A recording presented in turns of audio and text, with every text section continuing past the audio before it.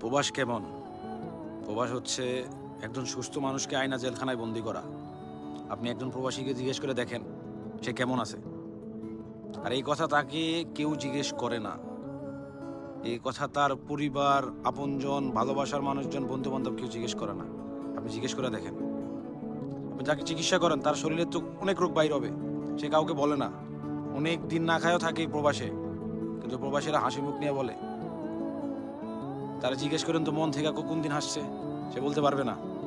তার শরীরের চেয়েও তার মনে অনেক ক্ষত, সব কথার ক্ষত। তার কথা শুনতে হয় সবাইকে হাসি খুশি রাখার জন্য। সে নিজের দেশ ছেড়ে দিছে, কিন্তু তারপরও সে সবার কাছে ভালো হইতে পারে না। তার ভিতরেও ক্ষত, বাহিরেও ক্ষত। আর একজন প্রবাসী জানে প্রবাসী জীবনটা কেমন। আপনি প্রবাসী না হলে কখনো বুঝতে পারবেন না। তার জিজ্ঞান তো মন খুলে কোন দিন হাসছে, মন খুলে কোন দিন খাইছে, তার শরীর সুস্থ আছে কিনা, তার চিকিৎসা করেন। অনেক রোগ বাইর হবে, তারপরও হাসতেছে।